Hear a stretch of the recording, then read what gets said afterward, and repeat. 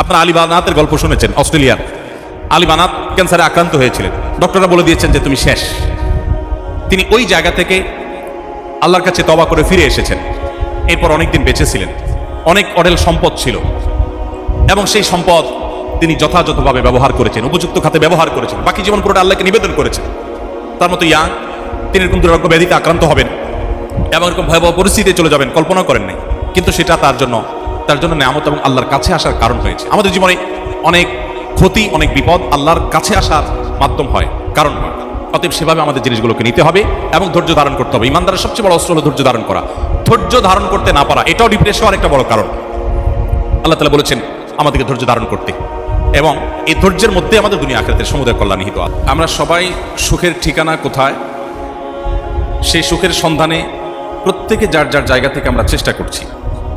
একজন শ্রমিক, একজন কৃষক, একজন চাকরিজীবী, একজন ব্যবসায়ী, যে কোনো শ্রেণী পেশার মানুষ, তিনি সকাল থেকে সন্ধ্যা পর্যন্ত যে ছুটোছুটি করছেন, যে পরিশ্রম করছেন, যে চেষ্টা করছেন, যে সাধনা করছেন, এই সবটুকুন তিনি করছেন মূলত সুখের আশায়, শান্তির জন্য, প্রশান্তি লাভের জন্য।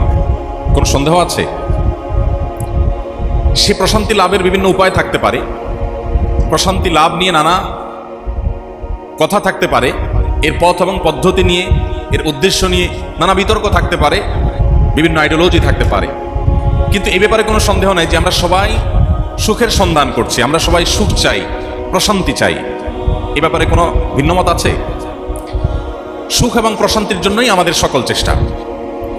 আমি যে আয়াত তেলাওয়াত করেছি, আল্লাহ রাব্বুল আলামিন সেখানে সুখের ঠিকানার একটি সন্ধান আমাদেরকে দিয়েছেন। প্রশান্তি আমরা কোথায় খুঁজে পাবো সেই জায়গাটির কথা আল্লাহ তাআলা আমাদেরকে জানিয়েছেন। পাশাপাশি আমি একটি হাদিসের অংশ তেলাওয়াত করেছি, নবী করিম সাল্লাল্লাহু আলাইহি সাল্লাম সেখানেও আমাদের প্রকৃত সচ্ছলতা, প্রকৃত ধনাঢ্যতা এটা কিসে নিহিত আছে, কোথায় নিহিত আছে, কোন জায়গায় আছে, কিভাবে আমরা পেতে পারি, তার পথ এবং পদ্ধতি সম্পর্কে আলোকপাত করেছে। আজ পৃথিবীতে সুখের উপকরণ, ভোগের উপকরণ, এগুলো বিগত দুনিয়া আজ থেকে 100, 200, 300 বছর আগের যে পৃথিবী, তার তুলনায় এখন মানুষের জীবনমান উন্নত নাকি পিছিয়ে আছে? আজ থেকে যত পেছনে যাবেন, 5 বছর আগে আমরা যেমন ছিলাম, 5 বছর পর তার চাইতে আমাদের জীবনমান অনেক উন্নত হয়েছে। গোটা বিশ্বব্যাপী, ব্যাপকভাবে এবং সার্বিকভাবে এই কথা বলা যায় মোটা দাগে। ইন্ডিভিজুয়াল হয়তো কোনো মানুষ আগের তুলনায় এখন খারাপ আছেন, সেটা ভিন্ন বিষয়। কিন্তু আমরা যখন সামগ্রিকভাবে দেখব, গোটা পৃথিবীর মানুষ শান্তি এবং সুখের জন্য যে উপকরণগুলোর প্রয়োজন হয়, যে ইনস্ট্রুমেন্টের প্রয়োজন হয়, সেগুলো দিন দিন নতুন নতুন আবিষ্কার হয়ে আমাদের জীবন মানটা সহজ হচ্ছে, ভালো হচ্ছে নাকি খারাপ হচ্ছে? কোনো সন্দেহ আছে ব্যাপারে? নিত্য নতুন আবিষ্কার আমাদের জীবনকে সহজ করে দিচ্ছে, নিত্য নতুন আবিষ্কার আমাদের অনেক কষ্ট লাঘব করে দিচ্ছে। সুখ এবং ভোগের যে উপকরণগুলো বৃদ্ধি পাচ্ছে, এক একটি আবিষ্কার আমাদের সামনে নতুন দিগন্তের সূচনা করছে। মানুষ কি সে হারে সুখী হচ্ছে কিনা, এটা একটা প্রশ্ন। যে সুখের উপকরণগুলো যে হারে বৃদ্ধি পাচ্ছে, সুখ এবং প্রকৃত প্রশান্তি এটা সে হারে বৃদ্ধি পাচ্ছে কি পাচ্ছে না, এই প্রশ্ন উত্তর খুঁজে দেখার জন্য আমাদের আশপাশে কয়েকটা চিত্র আমরা দেখতে পারি। এর মধ্যে একটা চিত্র হলো, আগের চাইতে মানুষ ডিপ্রেশনে বেশি থাকে না কম থাকে? সমস্যায় বলেছেন সবাই, তার মানে এ ব্যাপারে কোনো দ্বিমত নাই যে আজ থেকে 50 বছর আগে আপনার বাবা যখন আপনার বয়সী ছিলেন, আপনি নিশ্চিত যে তিনি হয়তো আপনার মতো এত এডুকেটেড ছিলেন না, এমনকি তিনি আপনার মতো লিফটে চড়ে উপরে উঠতে পারতেন না, সেই সুযোগও হয়তো তার ছিল না। আপনার মতো এসি রুমে থাকা তো দূরের কথা, ফ্যানের নিচে থাকার সুযোগ হয়তো অনেকের বাবার, আমাদের হয়নি। বাট আমি এখন যতটা ডিপ্রেশনে আছি, আমার এই বয়সে আমার বাবা আজ থেকে 50 বছর আগে, 20 বছর আগে, 30 বছর, 40 বছর আগে তিনি এতটা ডিপ্রেসড ছিলেন, কি মনে হয়? এভাবে আমরা অনেকগুলো মানদণ্ড দেখতে পারি, যেগুলো ধরে ধরে আমরা এই সিদ্ধান্তে উপনীত হতে পারি, এই ক্যালকুলেশনে আসতে পারি যে পৃথিবী শান্তি এবং সুখের উপকরণে সমৃদ্ধ হচ্ছে, জ্ঞান বিজ্ঞানের নতুন নতুন দিগন্ত মানুষের সামনে উন্মোচিত হচ্ছে, মানুষের জীবনমান উন্নত হচ্ছে, জীবন ধারণ সহজ হচ্ছে, সব ঠিক আছে। বাট মানুষের মধ্যে প্রকৃত সুখ, প্রকৃত শান্তি যেটা, এটার অভাব সমাজের প্রত্যেকটা মানুষ বিভিন্নভাবে আমরা উপলব্ধি করছি, অনুভব করছি। মোহতারাম হাজরিন, আরেকটি বিষয় থেকে আমরা বিষয়টাকে প্রমাণ করতে পারি বা অনুমান করতে পারি, সেটি হলো এখন আমাদের সমাজে আত্মহত্যার যে রেশিও আছে, আত্মহননের যে রেশিও আছে, আজ থেকে যত পেছনের দিকে যেতে থাকবো আমরা, আত্মহত্যার রেশিওটা এখনকার চাইতে আগে কম ছিল না বেশি ছিল? অনেক কম ছিল। বিবাহ বিচ্ছেদ নিয়ে যতগুলো জরিপ হয়, বিভিন্ন জাতীয় দৈনিক বিভিন্ন সময় বিভিন্ন রিপোর্ট প্রকাশ করে, গণমাধ্যমগুলো দাম্পত্য জীবনে আমাদের সমাজে অশান্তি এবং কলহ দিন দিন কিভাবে বেড়ে চলেছে সেগুলোর রিপোর্ট প্রকাশ করে, সংশ্লিষ্ট দপ্তরে কি পরিমাণ তালাক রেজিস্টার্ড হয়েছে, বিবাহ বিচ্ছেদের ঘটনা লিপিবদ্ধ করা হয়েছে, সেগুলো বিভিন্ন সময় আমরা গণমাধ্যমের মারফতে জানতে পারি। এ বিষয়ে আমরা সবাই কম বেশি অবগত যে আমাদের দাম্পত্য জীবনে সুখ শান্তি, কাঙ্ক্ষিত যে সুখের জন্য আমরা সবাই চেষ্টা করি, এত কষ্ট, আমার ক্যারিয়ার গড়া, আমার পড়াশোনা, আমার ভালো রেজাল্ট করা, ভালো কলেজ ইউনিভার্সিটিতে চান্স পাওয়া, এরপর ভালো একটা চাকরি পাওয়া, ভালো একটা পজিশন হোল্ড করা, এসব প্রচেষ্টা যে জন্য যে আমি একটা ভালো লাইফ লিড করব, সেই লাইফ লিড করাটা নির্ভর করে যে দাম্পত্য জীবনের উপর অনেকখানি, বা ভোগটা করব যে দাম্পত্য জীবনে, সেই দাম্পত্য জীবনটা আগের তুলনায় এখন ভালো যাচ্ছে না খারাপ যাচ্ছে? খারাপ যাচ্ছে। আওয়াজটা খুব জোর হয় নাই, কারণ অনেকে অবিবাহিত, বুঝতে পারছেন না যে যারা গর্তে পা দিয়েছে তাদের অবস্থা কতখানি ভালো না মন্দ। এই জন্য যারা ইয়াং বিবাহ করেন না তারা কিছুটা সন্দেহে আছেন। কিন্তু আমরা এই বিষয়ে যে সমস্ত জরিপগুলো আছে, সেই সমস্ত জরিপগুলো যদি আমরা দেখি, তাহলে সেক্ষেত্রে আমাদের কাছে দিনের আলোর মতো পরিষ্কার হয়ে যাবে বিবাহ বিচ্ছেদের হার।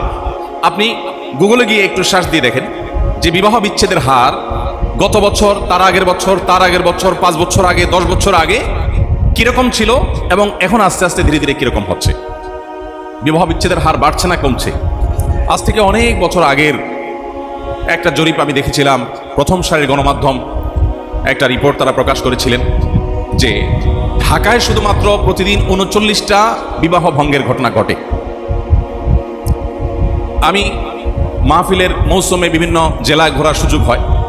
হবিগঞ্জ জেলা যাওয়ার পর একবার এক চেয়ারম্যান সাহেব এসে বললেন, হুজুর আমি চেয়ারম্যান হয়েছি অল্প কয়েকদিন হয়েছে, সম্ভবত 10 দিন বা এরকম একটা সংখ্যা উনি বলেছেন, যে এই কয়দিনে আমার কাছে বিবাহ ভঙ্গের ঘটনাই এসেছে 20-25টি। শুধু এই বিচার যেগুলো আসছে আমার কাছে, শুধু বিবাহ ভঙ্গের বিষয়ে বিভিন্ন পক্ষ থেকে আর্গুমেন্ট, দাম্পত্য কলহ, এই ইস্যু নিয়ে আমার কাছে আসছে 10 দিনে 20-25টা ইস্যু একটা ইউনিয়নের মধ্যে। আর যেগুলো আমার পর্যন্ত আসে নাই সেগুলোর সংখ্যা কত আমি নিজেও জানি না। নারায়ণগঞ্জের এক মাহফিলে আরেক চেয়ারম্যান সাহেব স্টেজে কথা প্রসঙ্গে বললেন, ভাই আমি চেয়ারম্যান হওয়ার পর বিসমিল্লাহ করছি তালাকের বিচার দিয়া। ওনার বিসমিল্লাহ হয়েছে কি দিয়া? তালাকের বিচার দিয়া। আমি প্রায় সময় একটু মজা করে বলি, এখনকার ভালোবাসাগুলো হলো মেড ইন চায়না।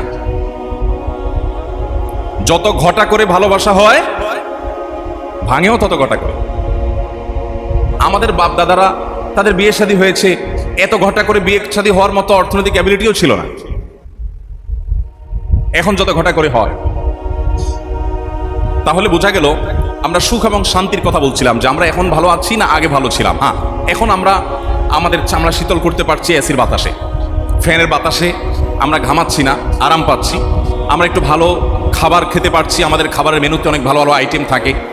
আমাদের এক জায়গা থেকে আরেক জায়গা অনেক যাওয়া অনেক সহজ হয়ে গেছে। বাংলাদেশের এক প্রান্ত থেকে আরেক প্রান্তে যাওয়া অনেক সহজ, পৃথিবীর বিভিন্ন প্রান্তে তো আরও বেশি উন্নত।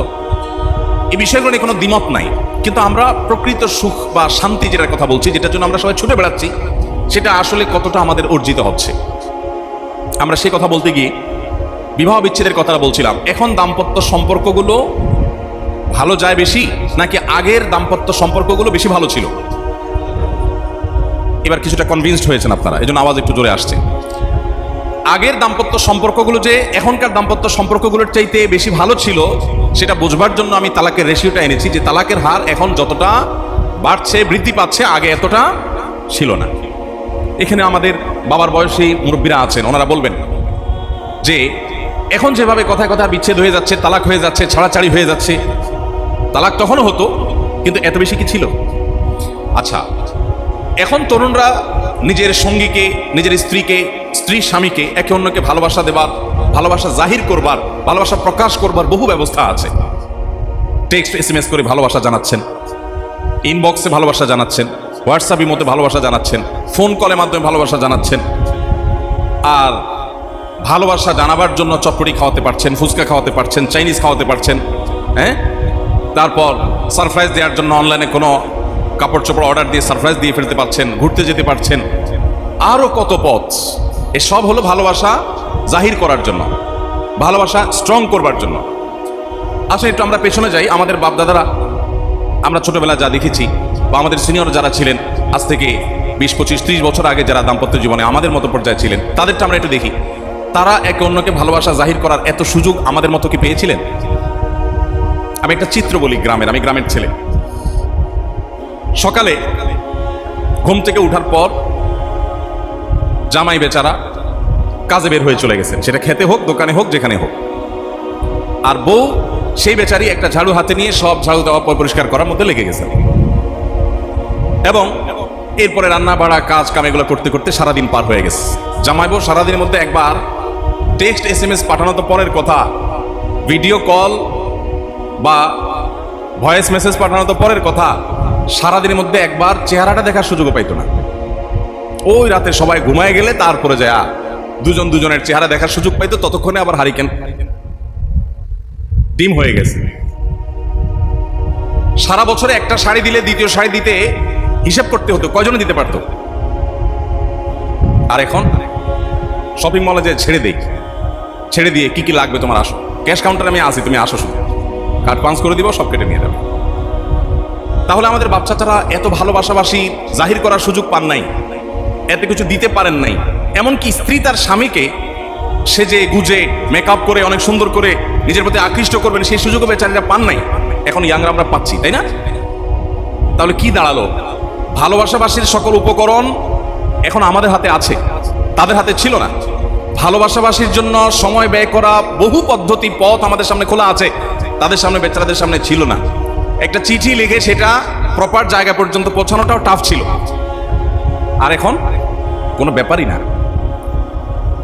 তাহলে কি দাঁড়ালো? যে সুখের উপকরণের কোনো কমতি বা ঘাটতি নাই, কিন্তু আমাদের মধ্যে শান্তিটা নেই।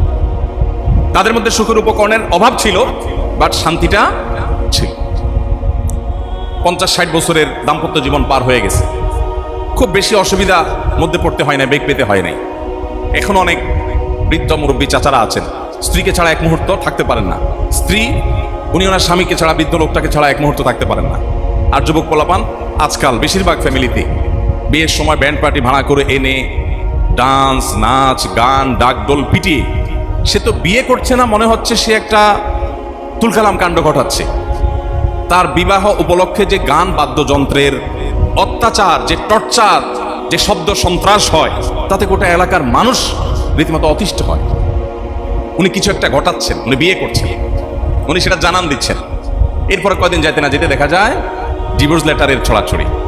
মোহতারাম হাজরিন, তাহলে বোঝা গেল যে আমরা শান্তির জন্য সবাই ছুটে বেড়াচ্ছি, এবং শান্তির অনেক উপকরণও আমরা আবিষ্কার করতে পারছি, বাট শান্তি এবং সুখ এর দিকে আমরা খুব কম মানুষই অগ্রসর হতে পারছি। নবী করিম সাল্লাল্লাহু আলাইহি সাল্লামের যে হাদিস আমি পাঠ করেছি, সেখানে তিনি বলেছেন, লাইসাল গিনা বিকাসরাতিল আরদ ওয়ালাকিন্নাল গিনা গিনান নফস। অনেক সম্পদ আহরণ করার মধ্যে সচ্ছলতা নিহিত নাই। একটা মানুষ অনেক সম্পদ আহরণ করে ফেলেছে, এই লোকটাই প্রকৃত সচ্ছল নয়। আক্ষরিক অর্থে বাহ্যিকভাবে তাকে সচ্ছল বলা যেতে পারে, প্রকৃত অর্থে তিনি সচ্ছল নাও হতে পারেন। যদি কেউ মনের দিক থেকে সচ্ছল হন, মনের দিক থেকে কেউ যদি ধনী হন, তাহলে তিনি আসলেই ধনী। এখন মনের দিক থেকে ধনী জিনিসটা কি আবার? মানে আমি নিজেকে ধনী মনে করলাম, তাতে আমি ধনী হয়ে যাব? মনের দিক থেকে ধনী হওয়ার মানে হলো আমার মনে কোনো অভাব নাই, আমার মনে কোনো অভাব নেই। আমি যে অবস্থায় আছি, যেই জায়গায় দাঁড়িয়ে আছি, আমার হয়তো ব্যাংক ব্যালেন্স নাই, আমার হয়তো খুব বেশি অ্যাসেট সম্পদ নাই, আমার হয়তো খুব ভালো উন্নত ক্যারিয়ারের হাতছানি আমার সামনে নাই, আমি হয়তো অনেক কষ্টে আছি, কিন্তু এই কষ্টে থাকা মুহূর্তগুলোকে আমি যদি এনজয় করতে চাই, আমি যদি এই মুহূর্তের মধ্যে থেকেও সুখী হতে চাই, তাহলে আমার মন থেকে একটা শব্দ উচ্চারিত হতে হবে যে আল্লাহ আমাকে যা দিয়েছেন, যে অবস্থা রেখেছেন, আমার কোনো অভিযোগ নেই, কোনো অনুযোগ নেই। আমি এটাকে এনজয় করছি, আমি এটাকে অ্যাপ্রিসিয়েট করছি, আমি এটাকেই আলিঙ্গন করছি, এটাকেই বুক পেতে নিচ্ছি, এটাকেই ভালোবাসছি। মন খুলে আল্লাহকে আমি কৃতজ্ঞতা জানিয়ে, আল্লাহকে থ্যাঙ্কস জানিয়ে আমি যদি বলতে পারি আলহামদুলিল্লাহ, এই লোকটা সুখী। এই লোকটা কি? আরেকজনের অনেক টাকা পয়সা আছে, অনেক ব্যাংক ব্যালেন্স আছে, অনেক অ্যাসেট আছে, অনেক সহায় সম্পদ আছে, তিনি ভালো রেজাল্ট করতে পেরেছেন, ভালো ক্যারিয়ার করতে পেরেছেন, ভালো চেয়ারে যেতে পেরেছেন, অনেক কিছু হয়েছে, বাট তারপরও তার চাওয়া এখনো বাকি আছে। একটা চেয়ারে গেছেন, এর পরের চেয়ারটা টার্গেট, ওইটাতে বসতে হবে আমাকে, ওইটাতে বসার পরে টার্গেট হলো তার পরেরটা। তাহলে এই লোকটা আসলে অভাবী, কারণ তার অভাব আছে। অনেকে দেখবেন বিল্ডিং হয়তো 6-7 তলার ফাউন্ডেশন দেওয়া, অনেক কষ্ট আসে 3 তলা করেছেন, এরপরে রড বের করে রাখেন। ছাদে গেলে দেখবেন যে রড বের করে রাখছে। রড বের করে রাখার মানে কি? মানে হলো ওনার আরো একটা তলা করার প্রয়োজন আছে। টিনের ঘর আলা বেচারার কিন্তু রড বের করার কোনো অপশন নাই। টিন দিয়া ঘর বানানোর পরে বেচারা আলহামদুলিল্লাহ হাত মুছে সেই ঘরে ঢুকে যায়, যাক ঘর শেষ। তাহলে এই বেচারা টিনের ছাউনি দিয়ে, টিনের বেড়া দিয়ে ঘর বানানোর পরে হাত ঝেড়ে মুছে ধুয়ে ঘরে ঢুকে গেল। তার মানে এই ঘরের উপরের দিকে নেওয়ার আর কোনো স্বপ্ন, ইচ্ছা বা আগ্রহ তার নাই। আর যে ভদ্রলোক 3 তলা করার পরেও রড বের করে রেখেছে, 4 তলা করার পরও রড বের করে রেখেছে, এই লোকটা কি অভাবী না ভাবী? অভাবী, তার অভাব আছে। অভাবটা কি? 4র্থ তলা। আবার 4র্থ তলা করার পর যখন রড বের করে রাখে তখন অভাব আছে। কিসের? 5ম তলা। 5ম তলার পরে যখন রড বের করে রাখে তখন অভাব আছে। কিসের অভাব? 6ষ্ঠ তলা। যদি 6 তলার অনুমোদন থাকে তাহলে সেক্ষেত্রে তারপরও একটু রড বের করে রাখে অনেকে, যে এবার 7 তলার ছাদ আর হয়তো দিতে পারবো না, ফাউন্ডেশন সেভাবে দেয়া নাই, তো অন্তত অ্যাটলিস্ট উপরে একটু টিন শেড করে 2টা রুম করে দিলে ভাড়া দিতে পারবো। অভাব আছে না নাই? এরপর যখন ওই বিল্ডিংটা কমপ্লিট হয়ে যায়, এবার আর কোথায় জমি কিনা যায় ধান্দা, আর কোথায় ফ্ল্যাট বুকিং দেওয়া যায় ধান্দা। অভাব আছে না নাই? এই কথাটাকে নবী করিম সাল্লাল্লাহু আলাইহি ওয়াসাল্লাম বোঝানোর চেষ্টা করেছেন, লাইসাল গিনা বিকাসরাতিল আরদ। অনেক সম্পদ আহরণ করার মধ্যে আসলে সচ্ছলতা নিহিত নাই। এই লোকটা দিন শেষে কিন্তু অভাবী, তার মনে অভাব বোধ আছে, টান আছে, এবং তিনি যত ধনী হন না কেন তার আরো দরকার আছে। আর এর বিপরীতে ওয়ালাকিন্নাল গিনা গিনান নাফস, যে ব্যক্তি আল্লাহর কৃতজ্ঞ বান্দা, যে অবস্থায় আছে সেই অবস্থাকে সে অ্যাপ্রিসিয়েট করে। আপনি খুব ভালো ফলাফল করতে পারলেন, আপনি ছাত্র মানুষ, আপনার টার্গেট ছিল অমুক জায়গায় যাওয়া, কিন্তু পরীক্ষা ভালো হয়নি, বা যেভাবেই হোক আপনি সে জায়গায় যেতে পারলেন, আপনি ডিপ্রেসড হয়ে গেলেন, আপনি অভাবী। আপনি অভাবী বিকজ আপনার চাওয়াটা পূরণ হয়নি, আপনি সেটার জন্য আপনি কিন্তু ডিপ্রেসড।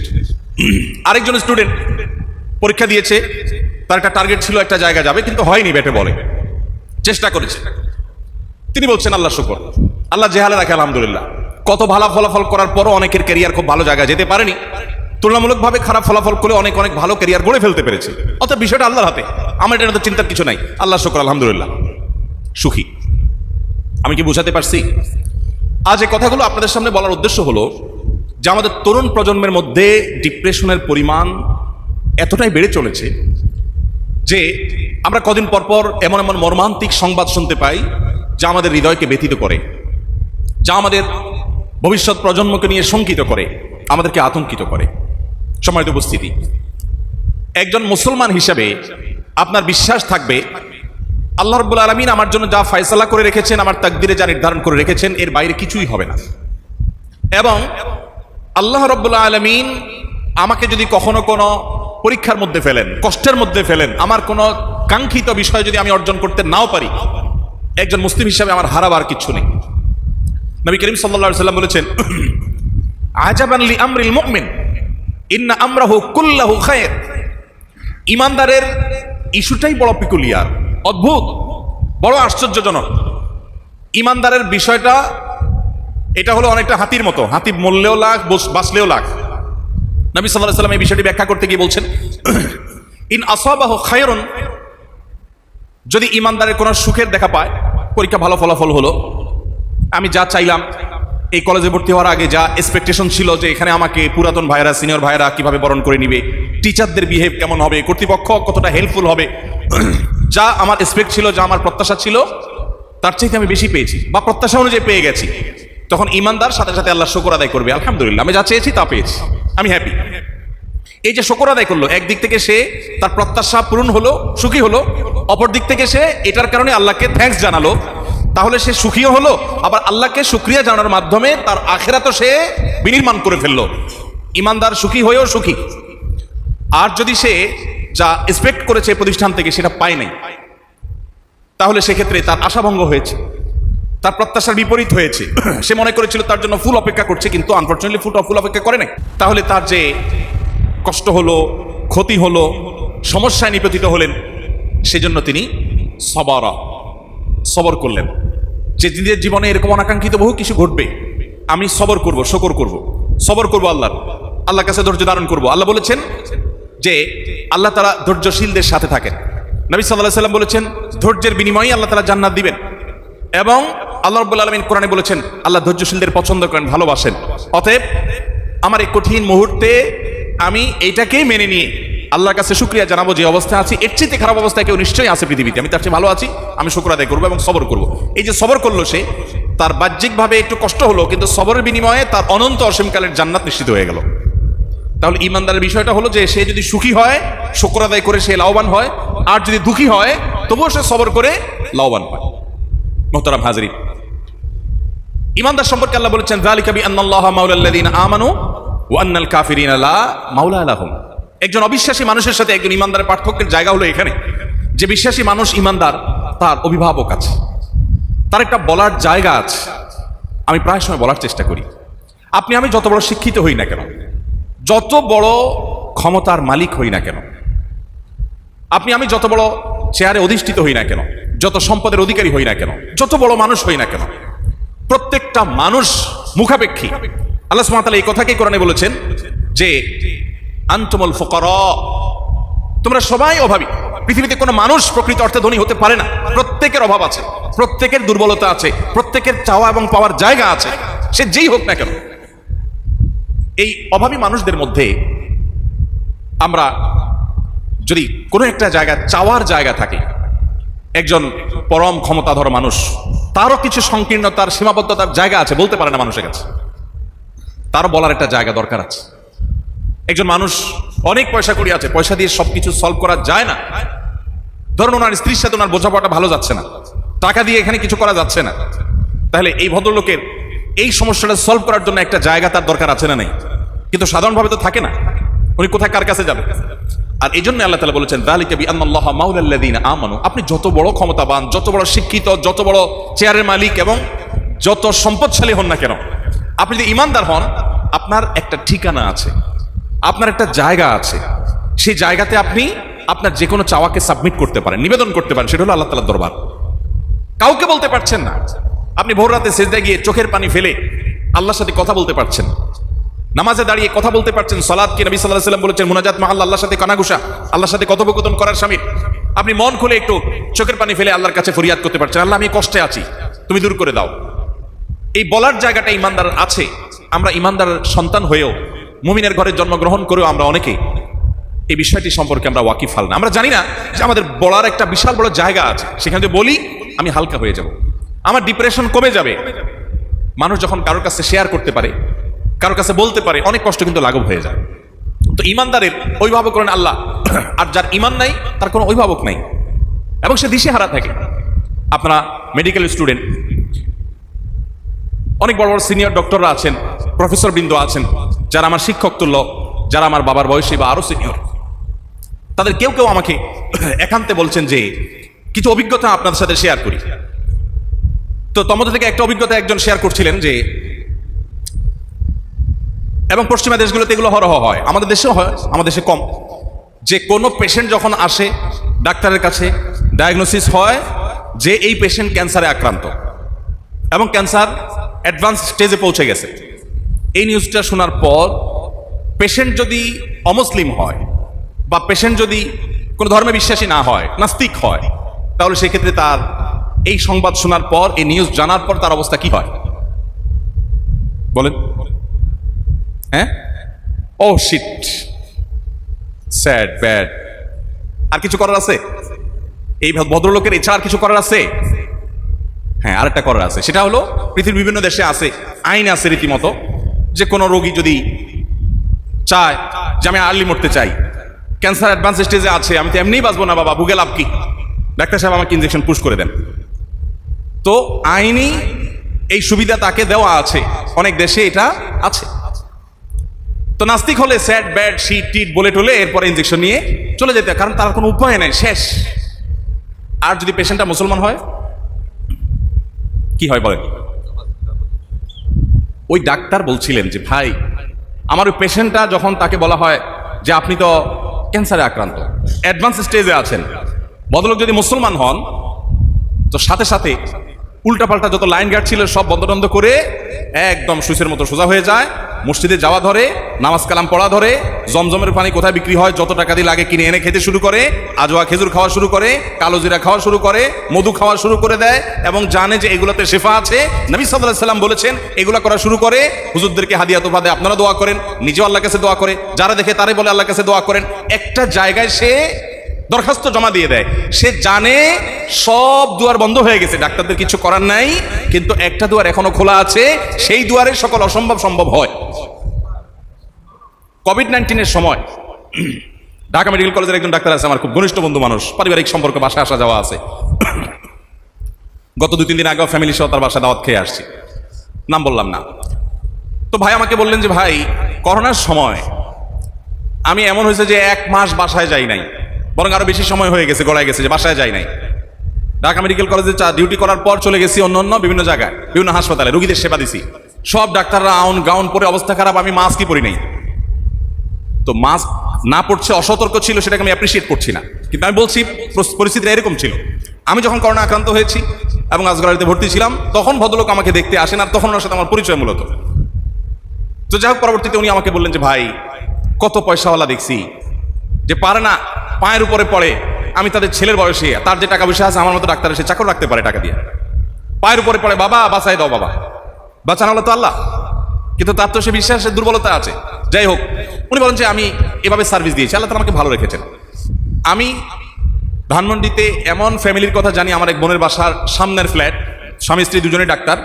করোনার শুরুর দিকে ওনারা দরজা জানালা সব যে বন্ধ করেছেন, প্রায় 1.5 মাস না 2 মাস যাবৎ বন্ধই ছিল, এবং তারা ভিতরেই ছিলেন, যা ছিল সেগুলো তারা খেয়েছেন, শুরুতে নিয়ে তারা ঢুকে গেছেন, এবং ইতোমধ্যে তাদের দুজনেরই করোনা পজিটিভ ধরা পড়েছে এবং তারা হাসপাতালে ভর্তি হয়েছে। এরকম ঘটনা প্রায় আপনারা দেখেন নাই পেপার পত্রিকায়। আবার এর বিপরীতে বাবা অসুস্থ, সন্তান বাবাকে সেবা করছে, ছেলে অসুস্থ, বাবা ছেলে সেবা করছে। এর মধ্যে কত অসতর্ক হয়েছে, এবং এই জীবাণু যতটা ভয়াবহ, যত দ্রুত এটা বিস্তার লাভ করে, সেখানে দেখা গেল যে কিছুই হয় না, ভালো আছে। বলেন এখানে বৈজ্ঞানিক ব্যাখ্যা দিয়ে আপনি কি বুঝাবেন? কিছু বোঝানোর সুযোগ আছে? ওই ভদ্রলোকের ঘরে কোত্থেকে এই কোভিড-19 গিয়ে তার ওখানে অ্যাটাক করে বসলো, আর এত মাখামাখি করলে কিছুই হলো না। আপনি যদি ইমিউন সিস্টেম দুর্বল, স্ট্রং আর দুর্বলের কথা বলেন, তো অ্যাটলিস্ট রোগ তো ধরা পড়বে, তার শরীরের সেই রোগই ধরা পড়ে না একবারও টেস্টে। কাহিনী ভাইরা আমার, ইমানদারের ভরসার জায়গা হলো আল্লাহ রাব্বুল আলামিন। এটা মানুষকে কত শক্তিশালী জায়গা নিয়ে যায়। কোভিড-19 সময় সারা পৃথিবীর সব দেশে কম বেশি সাফার করেছে, তাই না?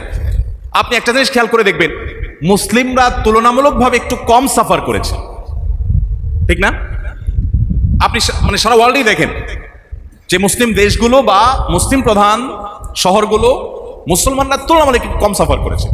ওই করোনার সময় একটা টেলিভিশন টকশোতে এক ভদ্রলোক, ধর্মবিশ্বাসী নন, তার সাথে একটা টকশোতে আমাকে একবার ডাকা হলো। আমি ধরেন টকশো যাই না, সাধারণত যাই না, কারণ এটা আমার সাবজেক্ট না, তারপরে যেতে হলো বিশেষ কারণে।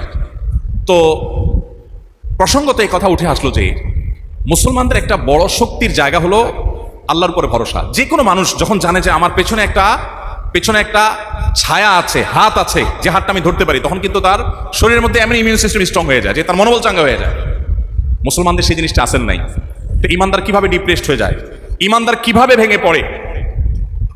আল্লাহ রাব্বুল আলামিন বলেছেন, ওয়ালা ইয়াইআস মির রাহিল্লাহি ইল্লাল কওমুল কাফিরুন। আল্লাহর রহমত থেকে যাদের কোনো আল্লাহর প্রতি, কোনো সৃষ্টিকর্তার প্রতি বিশ্বাস নাই, তারা কাফেররা, তারা আল্লাহর প্রতি নিরাশ হতে পারে। তাদের আশা হতে পারে ও স্যাড ব্যাড বলে ইনজেকশন নিয়ে চলে যেতে পারে, বাট ইমানদার তো এটা করতে পারে না। ইমানদার তো একটা ভরসার জায়গা, আস্থার জায়গা আছে। আজ আমাদের তরুণরা আমরা আল্লাহকে চিনছি না, আল্লাহর সাথে আমাদের দূরত্ব বাড়ছে, দিন যত যাচ্ছে বাড়ছে, এবং দূরত্ব বাড়ার কারণে আমরা সুখী হতে পারছি না। আমি যে কথা শুরুতে বলছিলাম সে জায়গায় ফিরে আসছি, সুখের উপকরণ বাড়ছে কিন্তু আমরা সুখী হতে পারছি না। প্রতি বছর আত্মহত্যার প্রবণতা বাড়ছে। আমি বিভিন্ন সময় বিভিন্ন জায়গায় শেয়ার করার চেষ্টা করি যে পৃথিবীর অনেক উন্নত দেশ আছে, সেই দেশগুলোতে আত্মহত্যা এবং সুইসাইডের আপনার পরিমাণ সংখ্যা অনেক গরিব দেশের তুলনায় অনেক বেশি, অনেক বেশি। জাপানের কথা এর আগে আমি বিভিন্ন জায়গায় বলেছি যে জাপানে যাওয়ার সুযোগ হয়েছে আমার কয়েকটা ইসলামিক প্রোগ্রামে অংশগ্রহণ করবার জন্য। তো সেখানে এর আগে আমি বিভিন্ন জায়গায় শেয়ার করেছি, এক বাংলাদেশি আমাকে বলছেন যে ভাই আমাদের কোম্পানিতে যখন এমপ্লয়ীদের জন্য কোনো ওয়ার্কশপের আয়োজন করা হয়, কোনো ট্রেনিংয়ের আয়োজন করা হয়, সেখানে একটা জিনিস প্রায় বলা হয়, সেটা হলো যে তোমরা এই কোম্পানির এমপ্লয়ি, এখান থেকে তোমাদের রুটি রুজির ব্যবস্থা হয়, তোমাদের প্রতি একটা অনুরোধ, তোমরা যদি কেউ আত্মহত্যা করতে চাও তাহলে জার্মানি আত্মহত্যার জন্য লাইফ ব্যাগ আবিষ্কার করেছে, খুব সহজে আত্মহত্যা করা যায়, তোমরা সেটা চুজ করতে পারো। অমুক মেডিসিনটা তুলনামূলকভাবে বেশ সহজে আত্মহত্যা করা যায়, সেটা দিয়ে তোমরা এইগুলো প্রসেসগুলো নিতে পারো, এমপ্লয়ীদেরকে বলা হয়। তবে তোমরা কেউ প্লিজ অনুগ্রহ করে রেল লাইনে ঝাঁপ দিতে যাবে না, কারণ রেল লাইনে তোমরা যদি ঝাঁপ দিয়ে মারা যাও, তোমার সুসাইড নোটে তুমি কোম্পানিকে কোনোভাবে ব্লেম করো, তাহলে সেক্ষেত্রে কোম্পানির উপরে হিউজ জরিমানা আসবে, কোম্পানি বন্ধ হয়ে যাবে বা এরা সবাই না খেয়ে থাকবে।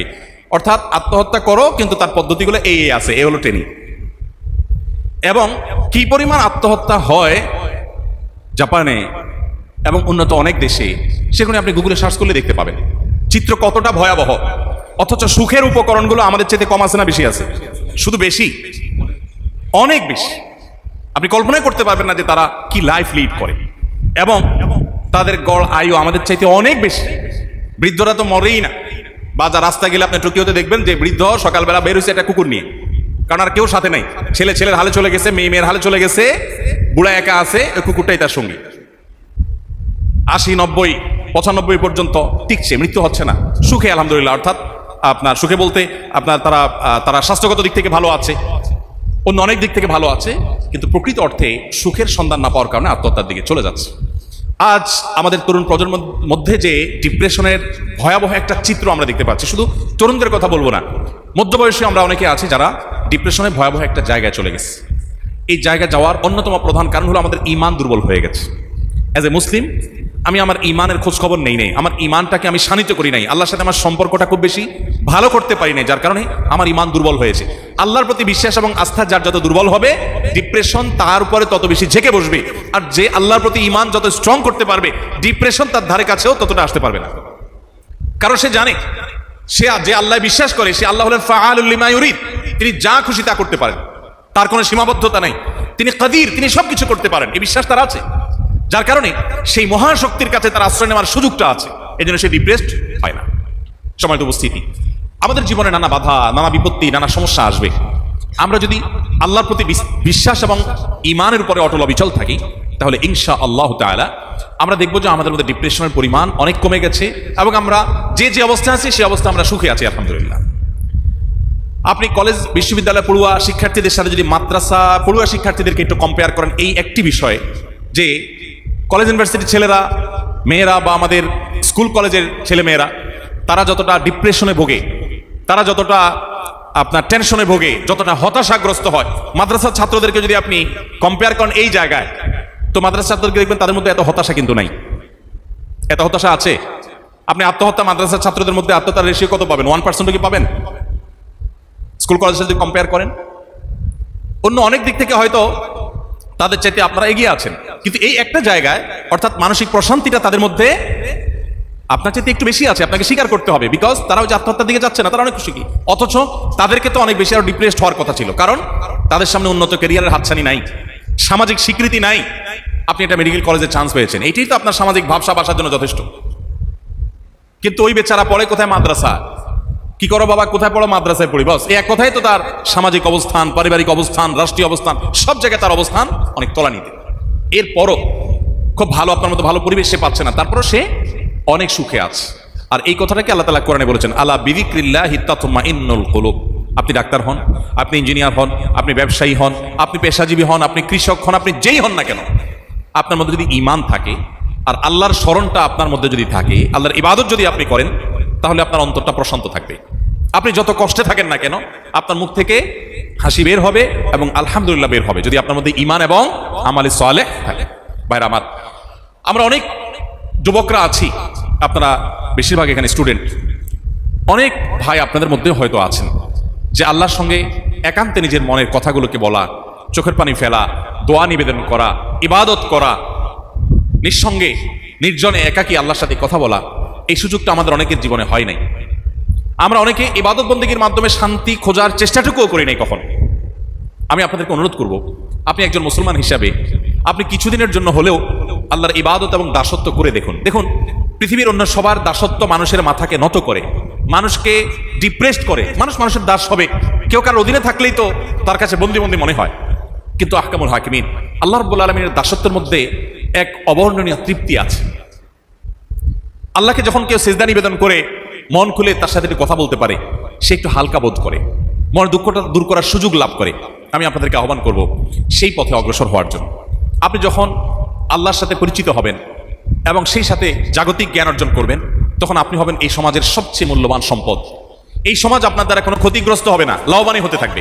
বিশেষ করে আপনারা মেডিকেল কলেজের স্টুডেন্ট, আপনারা ভবিষ্যতে এক একজন ডক্টর হবেন, একজন চিকিৎসক, একজন ডাক্তার, তিনি সমাজকে যতটা দেওয়ার সুযোগ আছে, আমি আরো যদি পরিষ্কার করে বলতে চাই যে আমার মতো অনেক হুজুরের জন্য জান্নাতে যাওয়া যত সহজ, একজন ডাক্তার যদি চান যে আমি আমার বেসিক ইসলামটা ঠিক রেখে আমার এই পেশা দিয়ে আমি জান্নাতে যাবো, তো অনেক হুজুরের চাইতে আপনার জান্নাতে যাওয়ার রাস্তা অনেক শর্ট।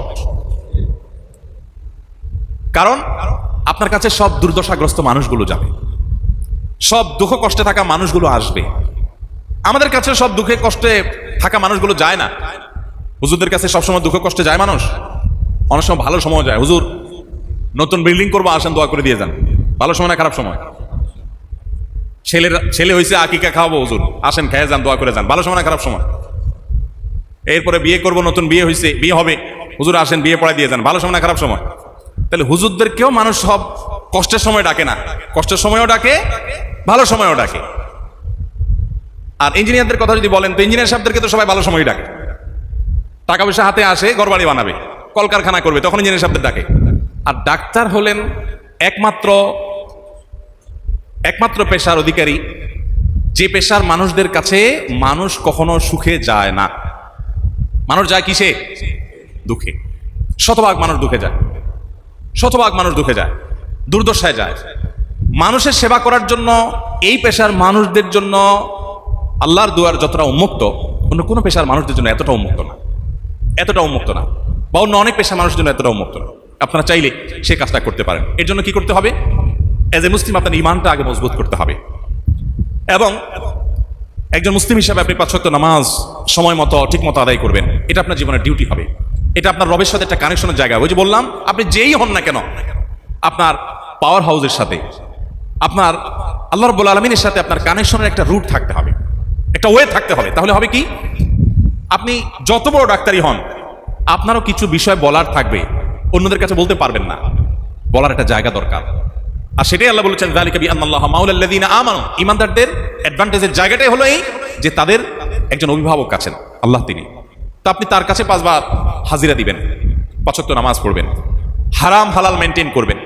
অনেক চিকিৎসক আছেন, আপনারা করবেন না, যারা রক্তচোষক, যারা টেস্ট বাণিজ্য করেন, যারা এই অসহায় মানুষগুলোর সাথে তাদের অর্থ উপার্জনের জন্য প্রতারণা করেন, ভুলভাল এবং মিথ্যা মিছামিছি টেস্ট দেন, কমিশন খান, হারাম উপায়ে অর্থ উপার্জন করেন। সব যেরকম অনেক বেশি কামাই করার সুযোগ আছে, এই পেশার মানুষদের জাহান্নামে যাওয়ার রাস্তাটাও এরকম সহজ। কারণ একটা মানুষ দুর্দশায় পড়ে আপনার কাছে আসার পর যদি আপনি তাকে আবার আঘাত করেন, এমনি গরিব মানুষ, আপনি আবার তাকে অহেতুক বিভিন্ন টেস্ট লিখে দিয়ে আপনি তার সাথে প্রতারণা করে তার থেকে আরো উপার্জন করেন, তার মানে হলো মরা মানুষটাকে আপনি আরেকটা বাড়ি দিলেন। তাহলে অন্য পেশার মানুষের চাইতে ডাক্তাররা চাইলে তাদের জাহান্নামের পথটাকেও সেরকম ত্বরান্বিত করতে পারেন। কারণ এই গরিব মানুষের যে এই গরিব মানুষের হৃদয় থেকে যে ব্যথা, ভারাক্রান্ত নিঃশ্বাস এবং আল্লাহর কাছে যে ফরিয়াদ বের হবে, এটা তো গুলি মিস হলো মিস হবে। জুলুমের শাস্তি অত্যন্ত ভয়াবহ আল্লাহর কাছে। এবং এভাবে যারা উপার্জন করেন, সেটা ডাক্তার হোক, সেটা আলেম হোক, সেটা রাজনীতিবিদ হোক, সেটা সরকারি বেসরকারি কর্মকর্তা হোক, যেই হোক না কেন, এভাবে যারা উপার্জন করেন, ভাইরা আমার, আল্লাহ শপথ করে বলতে পারি এরা কখনো সুখী হতে পারে না।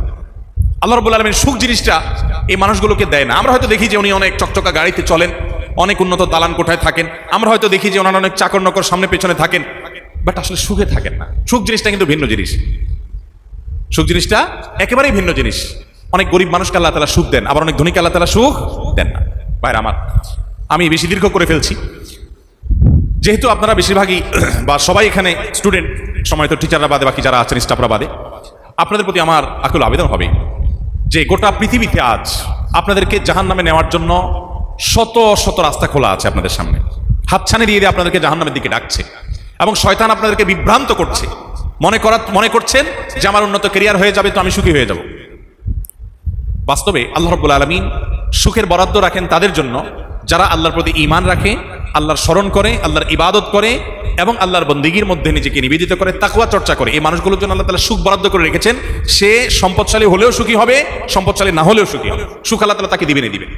আমি বিভিন্ন সময় একটা উপমা দেওয়ার চেষ্টা করি, আপনাদের এখানেও দিই। আচ্ছা, যদি আমাদের সামনে অপশন দেন আল্লাহ তাআলা, অপশন, দুইটা অপশন, আমরা অপশনগুলো একটু বোঝার চেষ্টা করি। এক নম্বর অপশন যদি দেওয়া হয় যে আপনাকে ধরেন 100 কোটি টাকা দেওয়া হবে বা ব্ল্যাঙ্ক চেক দিয়ে দেওয়া হবে, 100 কোটি পর্যন্ত তুলতে পারবেন আপনি, এটা আপনার জন্য একটা অপশন। আল্লাহ তাআলা বললেন যে বান্দা তোমার জন্য একটা অপশন, তুমি চাইলে 100 কোটি টাকার মালিক তোমাকে বানাই দেওয়া হবে, এটা দিয়ে তুমি যা খুশি করতে পারবে তোমার। তবে 100 কোটি পাওয়ার পর অন্য 10 জনের মতো তোমার রোগ বালাই হতে পারে, অসুখ বিসুখ হতে পারে, মৃত্যু যথাসময় তো আসবেই। অর্থাৎ এই 100 কোটির পাশাপাশি তুমি যে একেবারে সুখেই থাকবা সব সময়, এর কোনো গ্যারান্টি নেই, বাট তুমি টাকা পাবা। এবার আসেন অপশন নম্বর 2, তোমাকে একটা ভাঙা কুড়ে ঘর দেওয়া হবে, যে একটু জোরে বাতাস আসলেই বৈশাখ মাসে জ্যৈষ্ঠ মাসে ওইটা উড়ে চলে যেতে পারে, ঝরঝর করে পানি পড়তে পারে, এবং উপার্জনের জন্য ছোটখাটো কোনো উপকরণ, ছোট একটা টঙের দোকান অথবা একটা রিক্সা অথবা একটা ভাঙাচোরা কম্পিউটার অথবা ছোটখাটো কিছু থাকবে, যে কোনো রকম ডাল ভাত জোগাড় করতে পারবা ফ্যামিলির, এই ব্যবস্থা থাকবে, আর ওই কুড়ে ঘর থাকবে, বাস এইভাবে তুমি জীবন পার করবে। তবে এই 2 নম্বর অপশনে তোমার জন্য একটা গ্যারান্টি আছে, সেটা হলো তুমি সুখে থাকবা, হাসি খুশি থাকবা, তোমার কোনো কষ্ট দুঃখ তোমাকে গ্রাস করবে না। দুইটা অপশনের ভিতরে কোনটা নেবেন আপনি? শেয়ানা পাবলিক, আসলে 2 নম্বরটা নিবেন। যেহেতু এটা কথার কথা বলছি, এই জন্য বলতে তো অসুবিধা নাই। 100 কোটি টাকার চেক যদি হাতে পান, তখন হাতটা 2 নম্বরের দিকে কতটুকু যাবে আর 1 নম্বর দিকে কতটুকু যাবে তখনই দেখা যাবে। দেখুন, এটা মানুষের প্রকৃতি, যে মানুষ মনে করে যে আমার অনেক টাকা পয়সা হলে, অনেক ব্যাংক ব্যালেন্স হলে, অমুক চেয়ারে গেলে আমি বোধহয় সুখী হয়ে যাব। আপনি যে চেয়ারে যাওয়ার জন্য লালায়িত, ওই চেয়ারে থাকা বহু ভদ্রলোক আপনাকে দেখে আক্ষেপ করে, আরে এই বেটা আমার চাইতে কত সুখে আছে, আমি যে শীত কি যে একটা অবস্থার মধ্যে আছি বলতেও পারি না। হতে পারে কি পারে না? আপনারা অবাক হবেন, প্রিয় নবী সাল্লাল্লাহু আলাইহি সাল্লাম আল্লাহর কাছে বহু দোয়া করেছেন, এত দোয়া করেছেন যে তার দোয়ার সংকলনগুলো অনেক মোটা মোটা বই হয়। উঠতে বসতে, চলতে ফিরতে, ঘুমের কাজ ফিরতে, ঘুম থেকে উঠতে, খাবার গ্রহণ করতে, পানি পান করতে, ঔষধ সেবন করতে, মসজিদ থেকে বের হতে, প্রবেশ করতে, এমনকি একান্ত ব্যক্তিগত কাজগুলো সারতে, ওয়াশরুমে যেতে, ওয়াশরুম থেকে বের হতে, স্ত্রী সবার সময়, বিভিন্ন সময় এত দোয়া করেছেন, দোয়া ছাড়া একটা মুহূর্ত তার পার হয় নাই, এত দোয়া করেছেন। ইন্টারেস্টিং বিষয় হলো, একটা দোয়াও আমি পাই নাই আজ পর্যন্ত যেখানে নবী করিম সাল্লাল্লাহু আলাইহি ওয়াসাল্লাম আল্লাহর কাছে দোয়া করেছেন, আল্লাহ আমার সম্পদ আপনি বৃদ্ধি করে দিন, বা আমাকে অনেক সম্পদ দান করুন, আল্লাহ আমাকে অনেক পাওয়ার দান করুন, আল্লাহ আমাকে অনেক পদ দান করুন, আল্লাহ আমাকে অনেক টাকা পয়সা দিয়ে দেন, অনেক অ্যাসেট ব্যাংক ব্যালেন্স দিয়ে দেন, অনেক জমি জমা দিয়ে দেন। এরকম একটা দোয়াও তিনি করেন নাই, আমাদেরকে শেখানো নেই।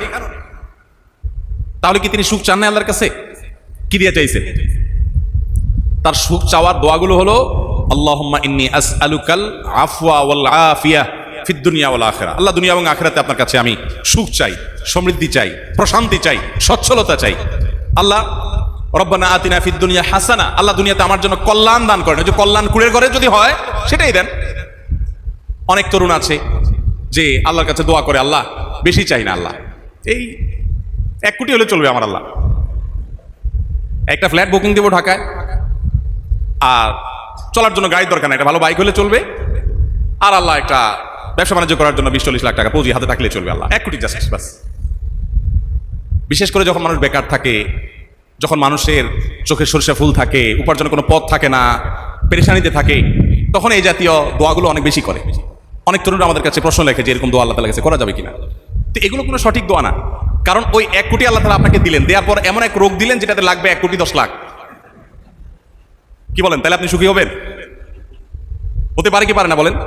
ওই যে কোন যুবক নাকি দোয়া করেছে, এটা গল্প আছে না বেশ প্রসিদ্ধ, যে আল্লাহ এমন একটা লাইফ চাই যে 2 হাত ভর্তি টাকা থাকবে আর আশেপাশে শুধু নারী আর নারী থাকবে। আল্লাহ তাআলা তাকে কোন মহিলা কলেজের অথবা মহিলা স্টাফ বাসের কন্ট্রাক্টর বানাই দিস। 2 হাত ভর্তি টাকা আর আশেপাশে মহিলা আর মহিলা, মহিলাও আরেকজনের, টাকাও আরেকজন, সে শুধু এগুলা বহন করে বেড়াচ্ছে।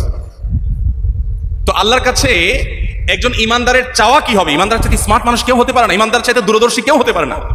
ইমানদার আল্লাহর কাছে বলবে, আল্লাহ তুমি কি আমাকে 1 কোটি দিয়ে সুখ দিবা, না 1 লাখ দিয়ে সুখ দিবা, না কোনো লাখ ছাড়া সুখ দিবা, ট্রিলিয়ন দিয়ে সুখ দিবা, তুমি জানো। আমি তোমার কাছে সুখ চাই, সুখ। এ হলো ইমানদারের দোয়া। মোহতারাম হাজরিন, তাহলে আমরা আল্লাহর কাছে নিজেকে সমর্পণ করবো তো ইনশাআল্লাহ। আমাদের কলেজ বিশ্ববিদ্যালয় পড়ুয়া ছাত্রদের মধ্যে আত্মহত্যার যে প্রবণতা বাড়ছে, একটা সংবাদ শুনে আলোচনা যেতে না যেতে আরেকটা সংবাদ আমরা শুনতে পাচ্ছি। কেন হচ্ছে? আমি এটা নিয়ে একটু ঘাটাঘাটি করলাম। অনলাইনে বিভিন্ন গবেষকরা, বিভিন্ন বিশ্লেষকরা বিশ্লেষণ করেছেন এই সমস্ত ঘটনাগুলোকে। দেখা যায় যে এর মধ্যে একটা বড় অংশ এই পথে চলে যায় কেন?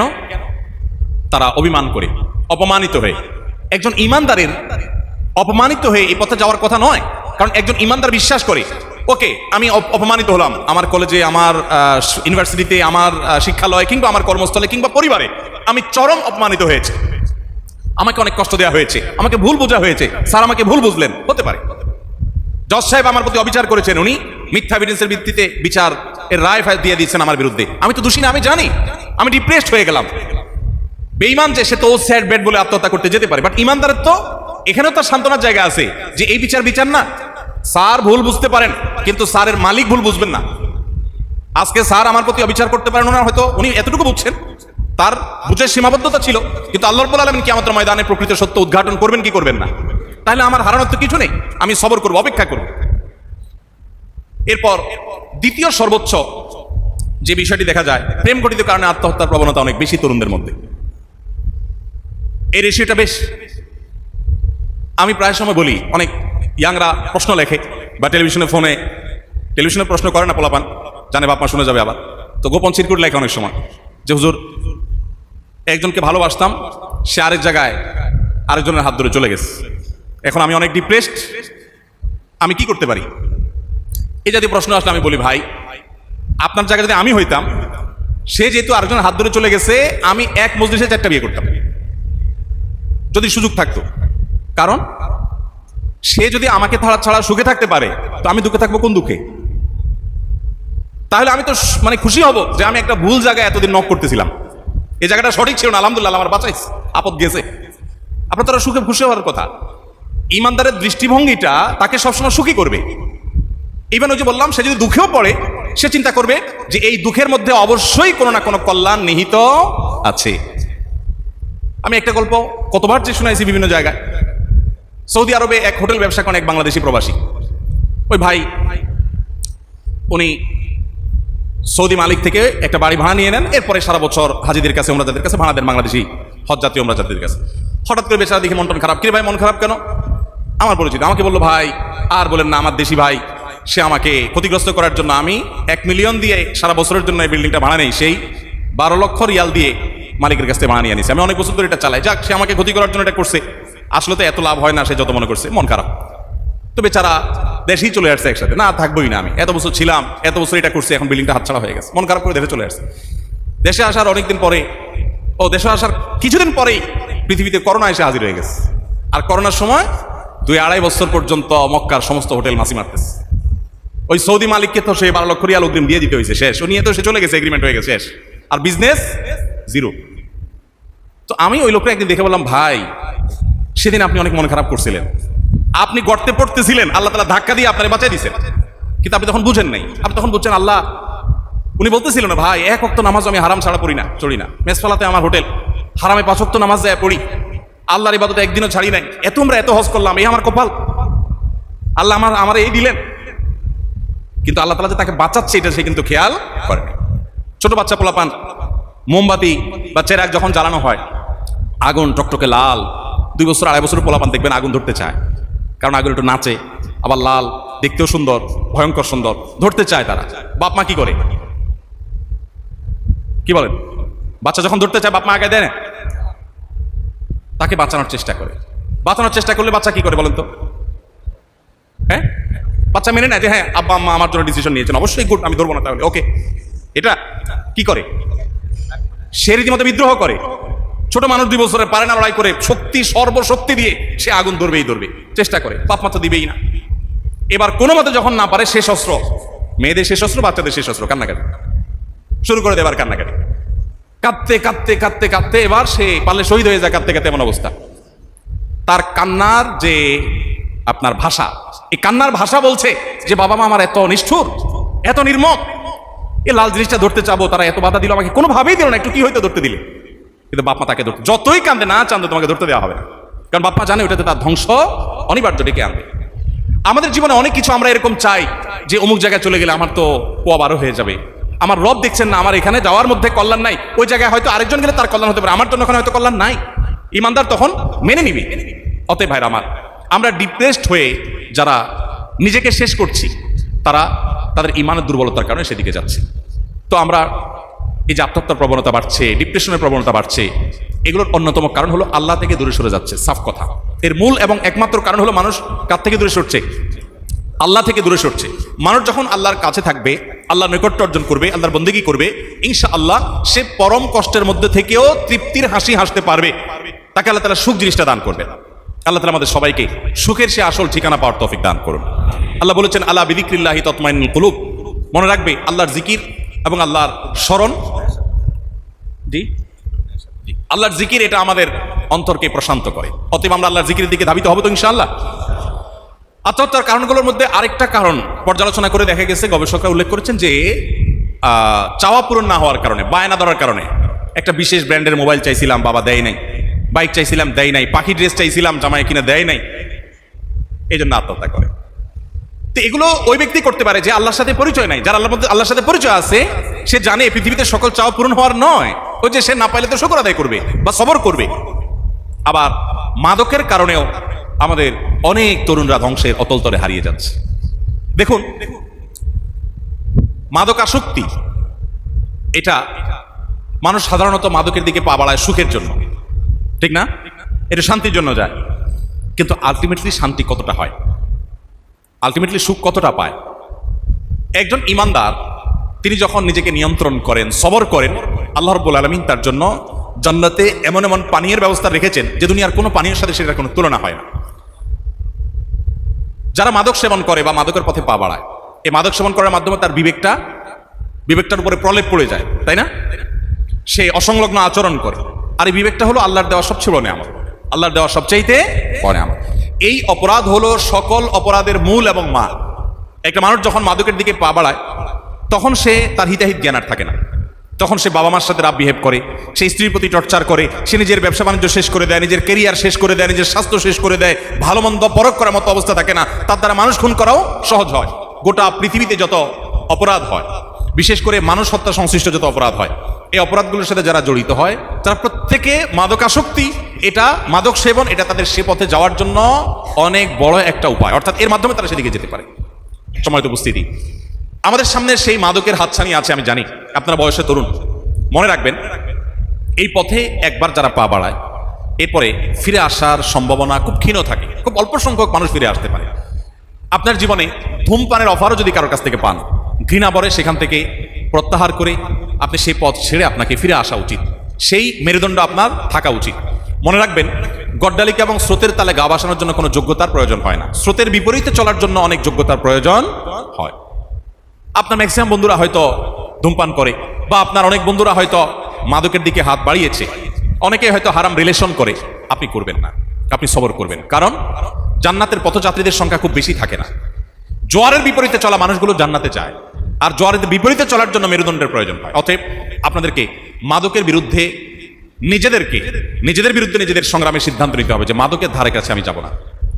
মাদক আসক্ত তো দূরের কথা, ধূমপানে আসক্ত কোনো মানুষ আমার বন্ধু হতে পারে না। আমার কাছের কেউ হতে পারে না, অন্যায়ের পথে আহ্বানকারী কোনো মানুষকে আমি অ্যাপ্রিসিয়েট করতে পারি না। এই শক্ত মনোবল আমাদের মধ্যে থাকতে হবে। তা যদি না হয় তাহলে ওই যে বললাম, জাপানের মতো, কানাডার মতো, জার্মানির মতো, অস্ট্রেলিয়ার মতো, পৃথিবীর অনেক উন্নত দেশের মতো আপনার আমার জীবন মান অনেক উন্নত হবে, কিন্তু প্রকৃত সুখের ঠিকানা আমরা পাবো না এবং দুঃখের মধ্যে আমরা হাতড়াতে থাকবো। আল্লাহ রাব্বুল আলামিন এই সকল অপরাধ থেকে আমাদেরকে বেঁচে থাকার তৌফিক দান করুন এবং আমাদের সবাইকে আল্লাহ রাব্বুল আলামিন তার প্রিয় বান্দা মুসলমান হিসেবে খাঁটি মুসলমান হওয়ার তৌফিক দান করুন। আপনি একজন চিকিৎসক হিসাবে, একজন ডক্টর হিসাবে, আপনি একজন চিকিৎসা সেবা দানকারী হিসেবে আপনার জন্য জান্নাতে যাওয়ার পথ অনেক সহজ। বেসিক ঈমান ঠিক থাকার পর ইসলামের বেসিক বিষয়গুলো আপনি মেনে চলেন। খুব বেশি নফল ইবাদত বন্দী করার দরকার নাই।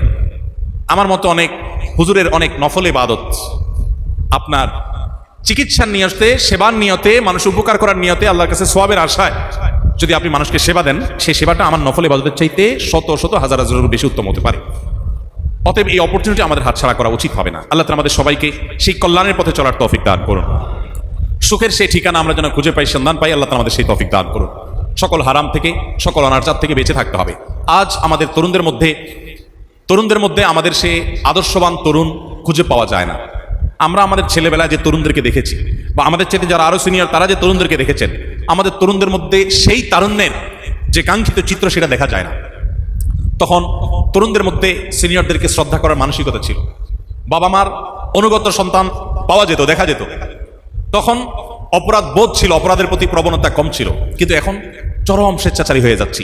পশ্চিমা মিডিয়ার কল্যাণে আমরা আজ ভালো মন্দ অনেক কিছু মিশে একাকার হয়ে যাচ্ছে আমাদের সামনে এবং সেখান থেকে ভালোটা আমরা খুঁজে বের করতে পারছি না। অতএব আমাদের প্রত্যেকে যার যার ভালোটা আমাদেরকে খুঁজে বের করতে হবে এবং আমরা সবাই আল্লাহর কাছে চলে যাচ্ছি। প্রত্যেকটা মানুষ আল্লাহর কাছে যেতে হবে, কোনো সন্দেহ আছে? কখন যাব আমরা কেউ জানি না। আপনারা আলী বানাতের গল্প শুনেছেন। অস্ট্রেলিয়ার আলী বানাত ক্যান্সারে আক্রান্ত হয়েছিলেন। ডক্টররা বলে দিয়েছেন যে তুমি শেষ। তিনি ওই জায়গা থেকে আল্লাহর কাছে তওবা করে ফিরে এসেছেন। এরপর অনেকদিন বেঁচে ছিলেন, অনেক অঢেল সম্পদ ছিল এবং সেই সম্পদ তিনি যথাযথভাবে ব্যবহার করেছেন, উপযুক্ত খাতে ব্যবহার করেছেন, বাকি জীবন পুরোটা আল্লাহকে নিবেদন করেছেন। তার মতো ইয়াং তিনি এরকম দুরারোগ্য ব্যাধিতে আক্রান্ত হবেন এবং এরকম ভয়াবহ পরিস্থিতিতে চলে যাবেন, কল্পনা করেন নাই। কিন্তু সেটা তার জন্য নেয়ামত এবং আল্লাহর কাছে আসার কারণ হয়েছে। আমাদের জীবনে অনেক ক্ষতি, অনেক বিপদ আল্লাহর কাছে আসার মাধ্যম হয়, কারণ হয়। অতএব সেভাবে আমাদের জিনিসগুলোকে নিতে হবে এবং ধৈর্য ধারণ করতে হবে। ইমানদারের সবচেয়ে বড় অস্ত্র হলো ধৈর্য ধারণ করা। ধৈর্য ধারণ করতে না পারা এটাও ডিপ্রেস হওয়ার একটা বড় কারণ।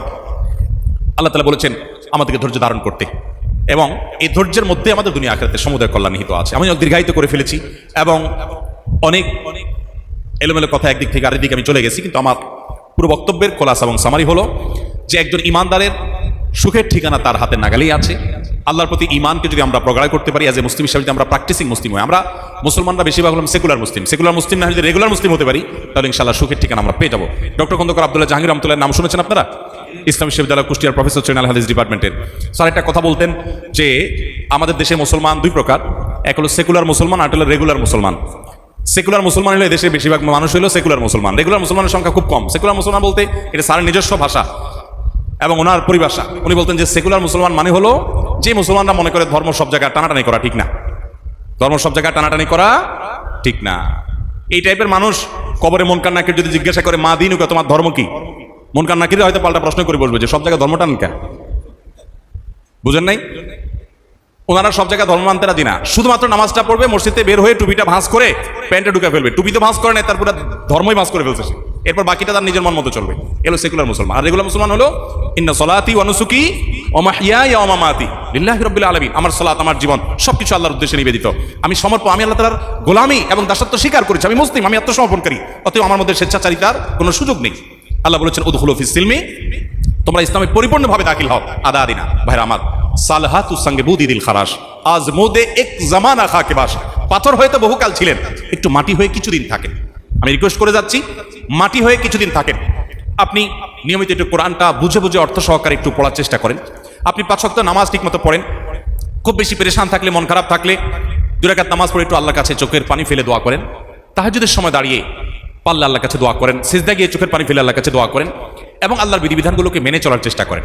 পরীক্ষামূলকভাবে একটা পিরিয়ড আপনি এভাবে চলার চেষ্টা করেন। আমি শপথ করে আপনাকে বলতে পারি, আল্লাহর উপরে ভরসা রেখে দায়িত্ব নিয়ে বলতে পারি, আপনার এই লাইফটাকে আপনার আল্লাহর নাফরমানের যে লাইফ, সেই লাইফের সাথে আপনি খুব পরিষ্কারভাবে কম্পেয়ার করতে পারবেন। আপনি দেখতে পাবেন যে জান্নাতের সুখ আল্লাহ তাআলা আপনার জীবনে দান করেছেন। আল্লাহ তাআলা আমাদের সবাইকে সুখের সে আসল ঠিকানা সেটা যেন আমরা খুঁজে পাই, সেই তৌফিক দান করুন। মুসলমান হিসাবে পরিপূর্ণভাবে ইসলামে দাখিল হওয়ার তৌফিক দান করুন। আমাদের দেশে মানুষ মনে করে নামাজ না পড়লে কি হয়েছে, ইমান আছে, নামাজ না পড়লে কি হয়েছে, ইমান আছে। এটা একটা প্রবাদের মতো হয়ে গেছে, তাই না? অথচ ওমর রাদিয়াল্লাহু তাআলা বলেছেন, লা হাজ্জা ফিল ইসলাম লিমান তারাকাস সালাহ, যে নামাজ পড়ে না এর ইসলামে কোনো অংশই নেই।